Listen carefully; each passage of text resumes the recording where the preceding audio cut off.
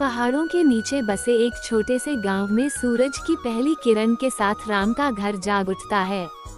राम एक मेहनती किसान है जो अपनी पत्नी गौरी, छोटी बेटी मुन्नी और अपने छोटे भाई सोहन के साथ रहता है।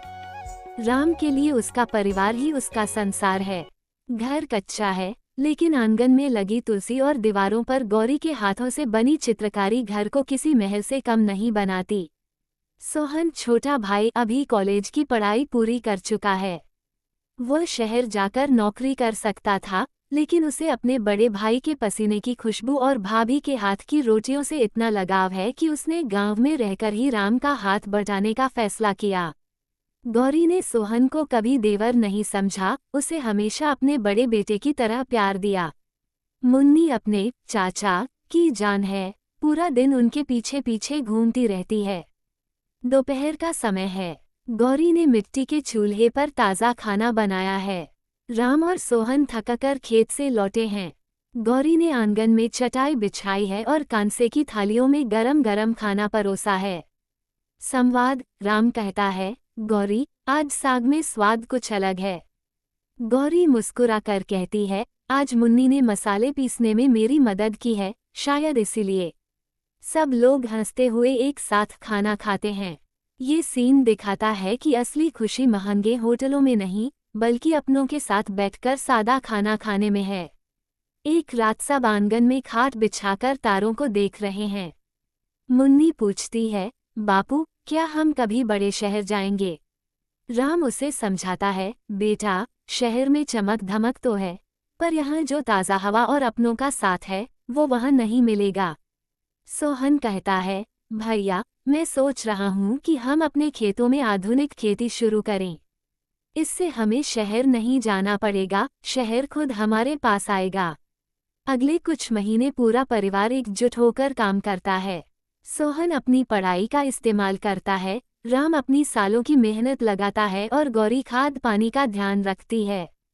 उनकी फसल इतनी अच्छी होती है कि पूरे जिले में उनका नाम हो जाता है। धीरे धीरे उनके पास थोड़े पैसे आते हैं, जिससे वे घर की मरम्मत कराते हैं और मुन्नी के लिए एक बड़ी साइकिल लाते हैं। जब उनके पास पैसा आता है तो वे घमंडी नहीं बनते। राम और सोहन गांव के दूसरे गरीब किसानों की मदद करते हैं। गौरी गांव की औरतों को सिलाई सिखाती है। उनका घर गांव का सबसे खुशहाल घर बन जाता है, जहां से कभी कोई खाली हाथ नहीं जाता। कहानी के अंत में मुन्नी बड़ी होकर डॉक्टर बन जाती है और उसी गांव में अस्पताल खोलती है। राम और गौरी बूढ़े हो गए हैं, लेकिन आज भी उसी आंगन में बैठकर वैसे ही साथ खाना खाते हैं। सोहन ने शादी कर ली है और उसका परिवार भी उसी सादगी के साथ रह रहा है। आज जब मैं पीछे मुड़कर देखता हूँ, तो समझ आता है कि इंसान पूरी जिंदगी किन चीज़ों के पीछे भागता रहता है।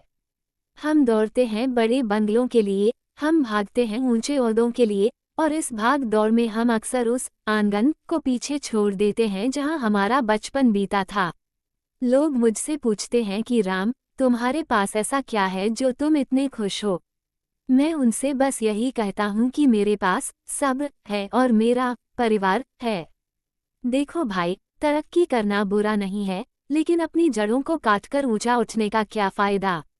वो पेड़ जो आसमान छूना चाहता है लेकिन अपनी मिट्टी को छोड़ देता है, वो पहली ही आंधी में धराशायी हो जाता है।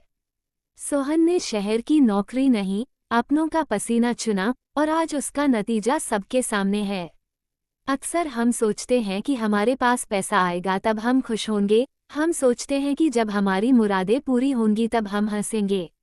पर सच तो ये है कि खुशी किसी मंजिल का नाम नहीं है, खुशी तो इस सफ़र का नाम है। वो मिट्टी के चूल्हे पर बनी रोटी, वो साथ बैठकर की गई फिजूल की बातें, वो मुन्नी की मासूम शरारतें और मुसीबत के समय एक दूसरे का हाथ थाम लेना, यही तो जिंदगी है। आज की पीढ़ी को मैं बस इतना कहना चाहता हूँ, मशीन मत बनो। टेक्नोलॉजी का इस्तेमाल ज़रूर करो, जैसे सोहन ने खेती में किया, लेकिन अपनी भावनाओं को मशीन मत होने दो। शहर की चकाचौंध में अपनी आंखों की वो चमक मत खो देना जो अपनों को देखकर आती है। याद रखना, जब तुम बीमार होगे तो तुम्हारी बैंक बैलेंस तुम्हें पानी पिलाने नहीं आएगी, तुम्हारा भाई ही आएगा। जब तुम थक कर टूटोगे तो तुम्हारी महंगी कार तुम्हें सुकून नहीं देगी, तुम्हारी पत्नी के हाथ की चाय और माँ की दुआएं ही काम आएंगी। दुनिया में सबसे अमीर वो नहीं जिसके पास सबसे ज्यादा धन है, बल्कि सबसे अमीर वो है जिसके घर का आंगन अपनों की हंसी से गूंजता है। पैसा तो हाथ का मैल है, आज है कल नहीं, पर जो रिश्ता आपने दिल से निभाया है वो मौत के बाद भी याद किया जाता है। मुन्नी का डॉक्टर बनकर वापस गांव आना इस बात का सबूत है कि संस्कार कभी मरते नहीं। इसलिए कमाओ, खूब कमाओ, पर इतना भी मत कमा लेना कि तुम्हारे पास अपनों के साथ बैठने का वक्त ही न बचे। क्योंकि अंत में सिर्फ वही हाथ आपके साथ होंगे जिन्हें आपने कभी प्यार से थामा था। यही इस सुकून के आंगन की सबसे बड़ी सच्चाई है।